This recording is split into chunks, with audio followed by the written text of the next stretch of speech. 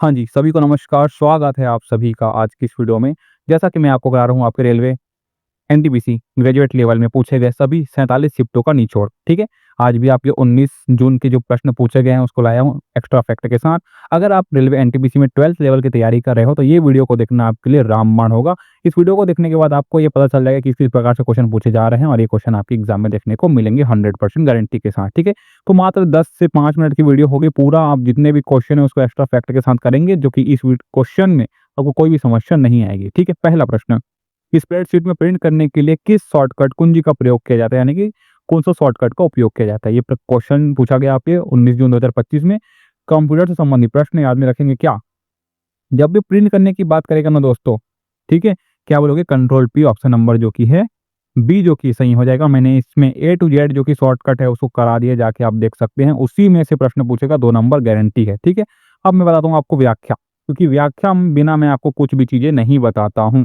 देखिए, जो किसी भी डॉक्यूमेंट है या फिर स्प्रेडशीट को प्रिंट करने के लिए क्या करते हैं, हम कंट्रोल पी का यूज करते हैं। ये चीजें आप इतना आप याद में रखेंगे, ठीक है। चलो, ये देखिए अगला प्रश्न पूछा गया है आईआईएफए, ठीक है। आईआईएफए 2025 में आउटस्टैंडिंग अचीवमेंट का अवार्ड किसे मिला था? बताइए भाई, 19 जून 2025 का प्रश्न है ना। ये क्वेश्चन जो कि आपके लिए बहुत इंपॉर्टेंट है, तो अच्छे से करेंगे। 5 मिनट में 10 मिनट में लगेगी वीडियो में, एक्स्ट्रा फैक्ट के साथ सब चीज क्लियर करूंगा। राकेश रोशन, ऑप्शन नंबर जो कि सी है वो सही हो जाएगा। व्याख्या की ओर लेके चलता हूं मैं आपको। क्या बोलेंगे कि आईआईएफए 2025 में आउटस्टैंडिंग अचीवमेंट का अवार्ड जो कि है राकेश रोशन को मिला। उन्हें यह award outstanding achievement in India cinema के लिए दिया गया। ये चीजें मैं आपको कवर करा चुका हूँ, ठीक है। चलिए, ये फिर कंप्यूटर संबंधी क्वेश्चन पूछते हैं आप एग्जाम में, ठीक है ना, तो अच्छे से करके जाएंगे। जब आप कंप्यूटर विंडो में नया फोल्डर बनाते हैं तो उसका नाम, डिफॉल्ट नाम क्या होता है? भाई ये क्वेश्चन पूछा गया आप एग्जाम में 19 जून को। इतना सरल क्वेश्चन, बताइए क्या बोलोगे? इसको न्यू फोल्डर बोलोगे, ठीक है। क्या बोलोगे? न्यू फोल्डर बोलोगे। तो इसमें मुझे नहीं लगता कि आपको क्या लगेंगे, व्याख्या की जरूरत पड़ेगी। ऑप्शन नंबर डी जो कि यहाँ पर सही हो जाएगा, ठीक है। चलो, ये प्रश्न पूछा गया था कि किस चार्टर एक्ट के द्वारा विधान परिषद को कार्यपालिका से अलग किया गया था? ये बताइए भाई, इंपॉर्टेंट प्रश्न है, याद में रखेंगे। ये चीजें मैं आपको पहले भी करा चुका हूँ, अगर आप मेरी वीडियो देखते आ रहे हो तो एक्स्ट्रा फैक्ट के साथ।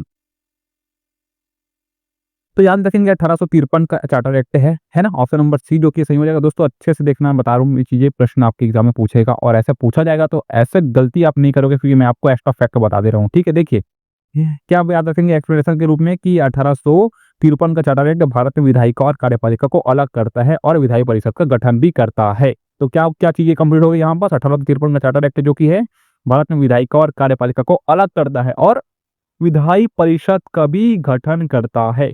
समझ में आई बात? कौन सा एक्ट? 1853 का चार्टर एक्ट। चलिए, ये प्रश्न है आपका, 1991 में भारत की मदद करने वाले मुख्य विश्व संस्था कौन सी थी? भारत की मदद किसने की? अभी बताया था क्या? इससे पहले ही बता चुका हूं मैं आपको ये चीजें को, ठीक है। आईएमएफ, अंतर्राष्ट्रीय मुद्रा कोष, ठीक है। ऑप्शन नंबर ए जो कि यहाँ पर सही हो जाएगा। व्याख्या देख सकते हैं कि 1991 के आर्थिक संकट, जो कि भारत में आर्थिक संकट आया था, 1991 के आर्थिक संकट में विश्व बैंक और यहाँ पर देख सकते हैं क्या, अंतर्राष्ट्रीय मुद्रा कोष, जो कि मेन रूप से अंतर्राष्ट्रीय मुद्रा कोष या आईएमएफ जो कि है, उन्हीं ने ही क्या की थी, भारत को ऋण सहायता दी थी, जिसे आर्थिक सुधार किया जा सके। समझ में आई बात? चलो, ये अगला प्रश्न देख सकते हैं, क्या पूछा गया आपके एग्जाम में, 1991 की आर्थिक नीतियां एलपीजी का भारत पर क्या प्रभाव पड़ा भाई? तो अर्थव्यवस्था में तेजी आई, ठीक है, यहीं पे बढ़ावा हुआ ना अर्थव्यवस्था का। तो ऑप्शन नंबर सी जो कि यहाँ पर सही हो जाएगा। व्याख्या मैं आपको दे देता हूँ, व्याख्या आपके लिए इंपॉर्टेंट रहेगा, ठीक है। देखिए, उदारीकरण, निजीकरण और वैश्वीकरण की नीतियों ने भारतीय अर्थव्यवस्था को वैश्विक बाजार के लिए खोल दिया, जिसे तेज विकास संभव हो सके। उदारीकरण मतलब वही नेक्स्ट लेवल पे लाना तुमको, निजीकरण मतलब निजी व्यवसाय को बढ़ावा देना, वैश्वीकरण मतलब सभी एक ही स्तर पर रहेगा, विश्व स्तर पर, ठीक है। चलिए, ये पूछा गया था आपका कि एशियाई जो खेलों में खर्च और विकास के लिए कौन सा मिशन शुरू हुआ? पूछा गया है, अच्छे से याद रखेंगे, खेलो इंडिया। ऑप्शन नंबर ए जो कि यहाँ पर सही हो जाएगा। फटाफट करेंगे, मैं कोई शायरो शायरी नहीं सुनाऊंगा, सीधा सीधा जो इंपॉर्टेंट प्रश्न है वो कराऊंगा, ठीक है। आपका भी समय बचेगा। एशियाई खेलों में खर्च और विकास के लिए खेलो इंडिया कार्यक्रम शुरू किया गया था। यह कार्यक्रम भारत सरकार द्वारा संचालित किया जाता है, याद रखेंगे। और इसका उद्देश्य खेलों को बढ़ावाना और एथलीटों को, यानी कि खेलने वालों को क्या करना है, प्रशिक्षण देना है। समझ में आई बात यहाँ तक? चलो, ये क्वेश्चन देखिए, कई बार बता चुका हूं मैं ये चीजें को आपको कि हड़प्पा सभ्यता में दुर्ग का मुख्य कार्य क्या था? बताइए भाई, क्या कार्य था? तो ये क्या था, सुरक्षा और प्रशासन में जो कि मुख्य काम था आपका यहाँ पर दुर्ग का, ठीक है ना? क्या बोलेंगे, ऑप्शन नंबर सी जहाँ पर सही हो जाएगा। व्याख्या में आपको दे देता हूँ कि हड़प्पा सभ्यता में दुर्ग या गढ़ी उच्च भूमि पर स्थित होते थे। कहाँ? गढ़ी उच्च भूमि पर स्थित थे, जिनका उपयोग प्रशासनिक, सैन्य और आपात स्थिति में किया जाता था।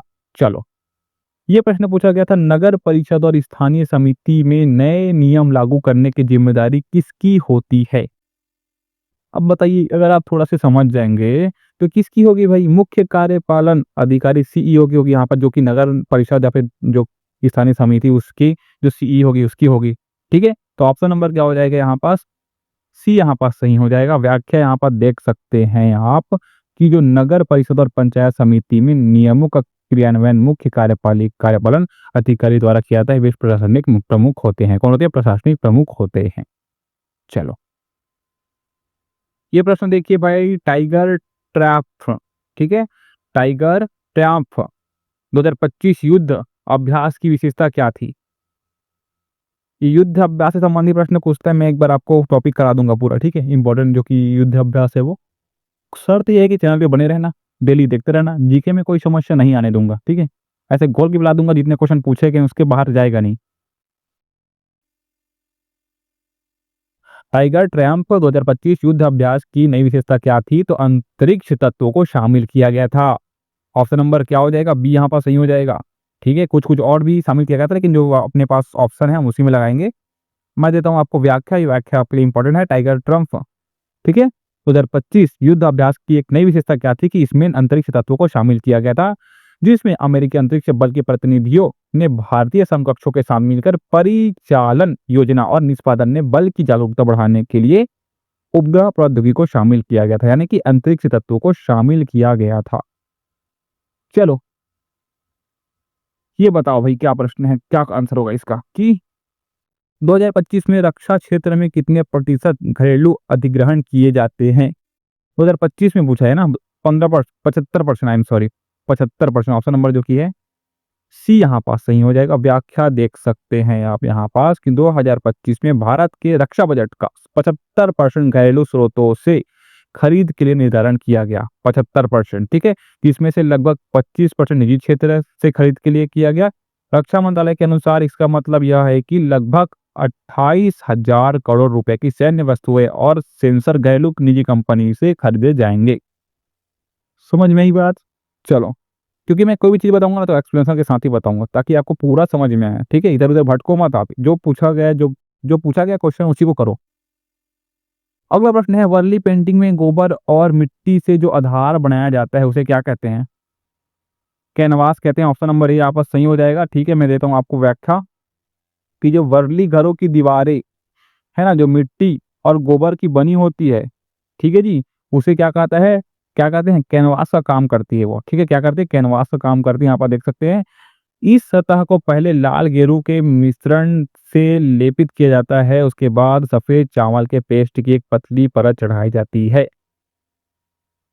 समझ में आई बात? चलो, ये पूछा गया था आपका वक्फ से संबंधित एक जो वक्फ दिखाया था ना विधेयक, इस संबंधी पूछा गया था क्या कि वक्फ संशोधन विधेयक 2025 के बारे में कौन सा कथन सही है? तो ये जो कि है वक्फ संशोधन है, वो संपत्ति की सुरक्षा के लिए प्रावधान बताता है। आपको पता होगा, अब भी आया था ये, ठीक है। तो क्या करता है? संपत्ति की सुरक्षा की बात करता है। ऑप्शन नंबर बी जो कि सही हो जाएगा। मैं देता हूं आपको व्याख्या कि वक्फ संशोधन विधेयक 2025 में वक्फ संपत्ति की सुरक्षा और प्रबंधन पारदर्शिता को सशक्त बनाया गया है। किसके द्वारा? वक्फ संशोधन के द्वारा, ठीक है। चलो, ये देखा, मैंने आपको बताया था ये क्वेश्चन का आंसर कल अच्छे तरीके से, बहुत एक्सपेक्ट में, बहुत ज्यादा फैक्ट के साथ, इससे ज्यादा कई प्रश्न आपके इसी में से पूछे जाएंगे, ठीक है। तो जाके देख लेना वीडियो को। बुद्ध के शरीर के अवशेषों को 8 भागों में विभाजित कर किसमें रखा गया है? स्तूप में रखा गया है। अगर आपने कल की वीडियो नहीं देखी होगी तो आपको नहीं पता होगा, ठीक है। स्तूप में रखा गया है, अच्छे तरीके से मैंने आपको व्याख्या कराया था इस चीजें को, है ना। मैं कंटेंट भी दे रहा हूँ आपको, उसके बाद व्याख्या भी बता रहा हूँ, तो चीजें समझ सकते हैं कि कितना चीजें यहाँ पास मिल जा रहा है। बुद्ध के परिनिर्वाण के बाद उनके अवशेषों अस्थियां 8 भागों में बांटी गई और हर भाग पर एक एक स्तूप बनवाया गया, ठीक है। चलो, ये प्रश्न कल भी पूछा गया था, आज भी पूछा गया है। बताइए क्या होगा? जनजाति द्वारा की जाने वाली पारंपरिक कृषि को क्या कहते हैं? क्या कहते हैं भाई? झूम कृषि कहते हैं, स्थानांतरण कृषि कहते हैं, काटो और जलाओ कृषि भी इसको कहते हैं, ठीक है। चलिए, अगला प्रश्न है मलेरिया में लाल रक्त कोशिकाएं किस रूप में कार्य करती है? हाँ जी, बताइए भाई, मलेरिया में लाल रक्त कोशिकाएं किस रूप में कार्य करती है?